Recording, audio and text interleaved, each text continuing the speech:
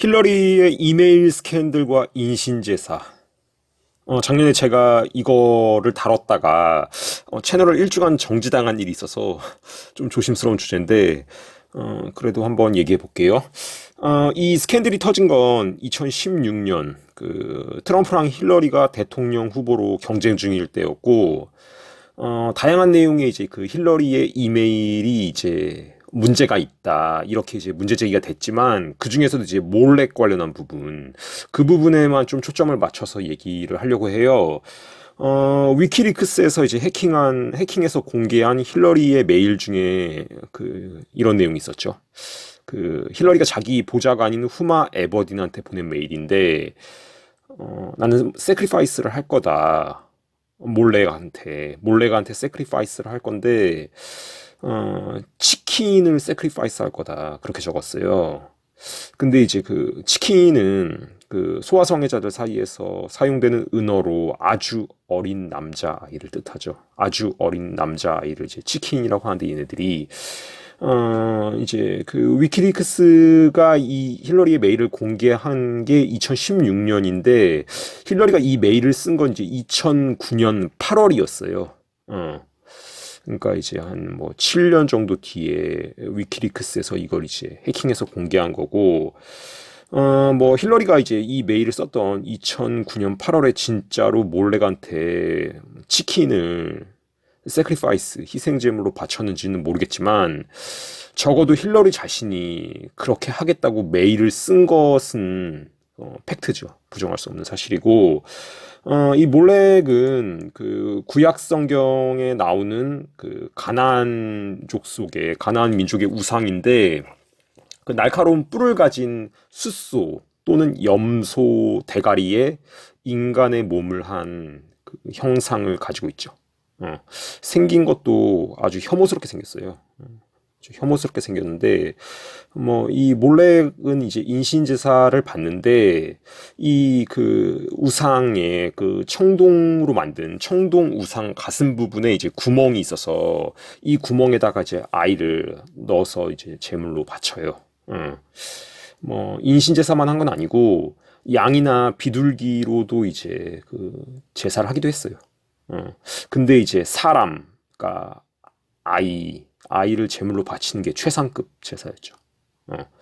원래는 이제 암몬 족속의 주신이었는데, 그 암몬 족속이 섬기던 우상이었는데, 그 암몬 말고도 다른 이제 가나안 족속들도 숭배를 했고, 이제 특히 페니키아인들이 이 몰렉 숭배로 유명하죠.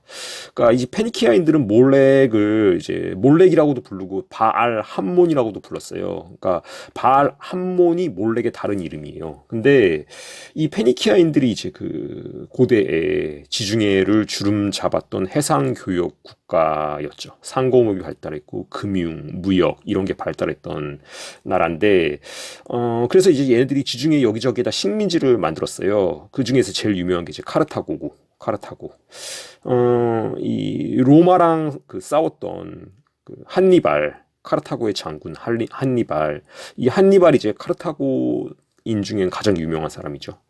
근데 뭐 한니발이란 이름 자체가 한니바알이란 뜻인데, 그러니까 바알 함몬한테 다른 말로 이제 몰렉한테 은총을 입은 자, 바알에게 은총을 입은 자 이런 뜻인데 한니발이란 이름이 한니바알이란 이름이 이게 한마디로 몰렉한테 은총을 입은 자 그런 뜻이에요. 이 페니키아의 후예인 카르타고인들 중에서는 이름에 바알이 들어간 사람들이 많아요. 한니발의 동생 하스두루발도 하스두루바알이에요. 근데 그 구약 성경 레위기에 이 몰렉에 대해서 언급하고 있어요. 성경에서.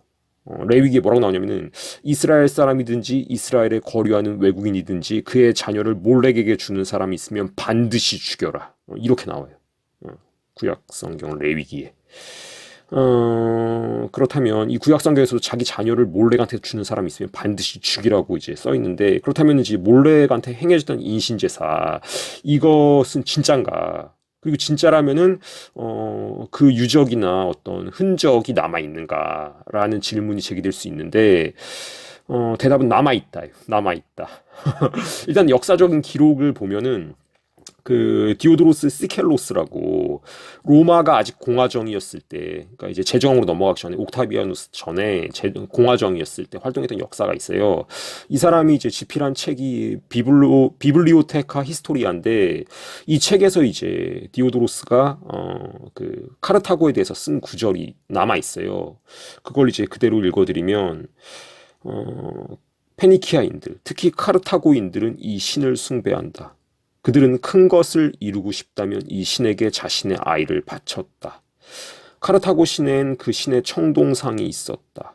이 동상은 손바닥을 바깥으로 내민 형태로 두 팔을 벌리고 있었고 이 팔 아래로 떨어지는 경사가 나 있었다. 따라서 살아있는 아이를 빨갛게 달구어진 손바닥 위에 올려놓으면 그 아이는 이 팔을 따라 가운데로 굴러떨어지며 곧 청동상 중앙에 활활 타오르는 불 속으로 떨어져 재가 된다. 그리고 이 사람 말고 이제 플루타르크 영전, 그걸 쓴 이제 플루타르코스도 자신의 책에서 이제 카르타고의 몰렉에 대해서 언급하는데 그 부분을 읽어드리면 그들은 온전한 지식과 이해력으로 자기 자식들을 바쳤고 자식이 없는 사람들은 가난한 사람들에게서 어린아이들을 사서 마치 양이나 비둘기처럼 그들을 바쳤다. 그러는 동안 어머니는 눈물이나 신음소리 없이 곁에 서 있었다. 그러나 신음 한마디를 내뱉거나 눈물 한 방울을 흘리면 그 여자는 받은 돈을 몰수당해야 했고 그럼에도 불구하고 아이는 희생되었다. 그리고 그 청동상 앞에는 피리와 북소리가 요란한 소리로 가득 차서 통곡의 외침이 사람들의 귀에 들리지 않게 하였다. 그러니까 인신제사를 할 때 그 아이의 부모나 그걸 보는 사람이 이제 지르는 비명이나 울음소리 이런 걸 들리지 않게 하기 위해서 엄청나게 시끄러운 북을 쳤다. 그런 소리죠. 그렇다면 이제 이런 역사 기록 말고 유물이나 유적 형태로 남아있는 증거는 없냐? 하면 있어요. 있어요. 이제 토펫이 대표적인데 토펫이 뭐냐면 불에 태운 아이의 뼈를 담은 항아리를 묻은 곳이 토펫이에요. 토펫. 이 토펫도 성경에 나와요. 토펫. 열왕기 하에 나오는데 열왕기 하에 뭐라고 나오냐면은 왕이 또 흰 골짜기에 토펫을 더럽게 하여 어떤 사람도 몰렉에게 드리기 위하여 자기의 자녀를 불로 지나가지 못하게 하였다. 이런 구절이 나와요. 열왕기 하에. 그러니까 이 남유다의 유대인들이 이걸 받아들여요. 이런 끔찍한 그 몰렉 숭배를. 솔로몬이 이제 어떤 단초를 마련했는데 그래가지고 유대인들이 그걸 하니까 나중에 이제 그 남유대 왕이 그걸 못하게 그 지역 그 토펫을 더럽게 해버리고 몰렉에게 이제 그런 어떤 인신제사를 못하게 했다. 그런 구절이 이제 열왕기에 나와요. 근데 이제 그 다시 토펫으로 돌아가서 이 지금 토펫 유적이 가장 많이 대규모로 남아있는 데가 그 고대 카르타고가 있던 지금 현재 아프리카 튀니지예요. 튀니지. 여기에 토펫 유적이 대규모로 남아있어요. 지금도.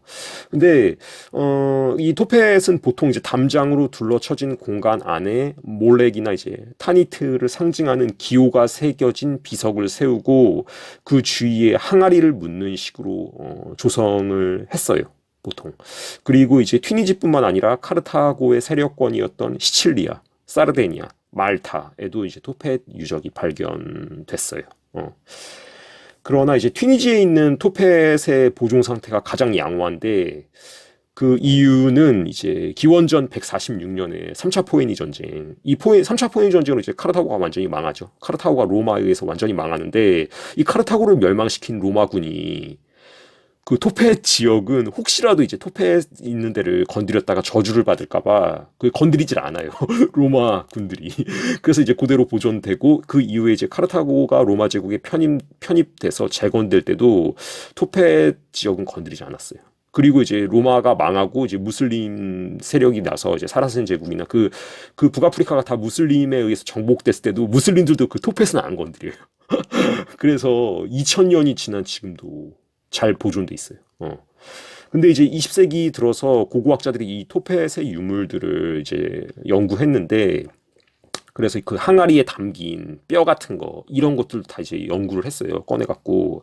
근데 이제 그걸 연구하고 나서 그 고고학자들이 내린 결론이 이건 인신제사를 한 뼈다. 분명하다. 그렇게 이제 결론이 내려졌어요. 근거가 크게 두 개인데 하나는 이제 그 발굴된 그 토펫 유적에서 항아리에 담겨있던 어린아이의 뼈에 질병에 걸린 흔적이 전혀 없어요. 건강한 아이의 뼈예요.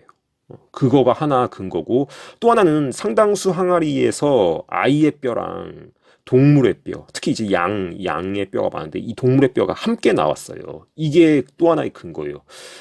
그거가 왜 이게 근거인가 그걸 좀 더 설명드리면 일단 이제 아이의 뼈에서 질병의 흔적이 전혀 없다는 게 이제 인신제사의 근거인 이유는 그러니까 건강한 아이가 아니라 병으로 죽은 아이를 이제 화장해서 그 뼈만 추렸다면 그 뼈에 이제 질병의 흔적이 남아있기 마련인데 이 발굴된 뼈에서는 하나같이 질병의 흔적이 없어요. 되게 건강한 뼈예요. 건강한 뼈.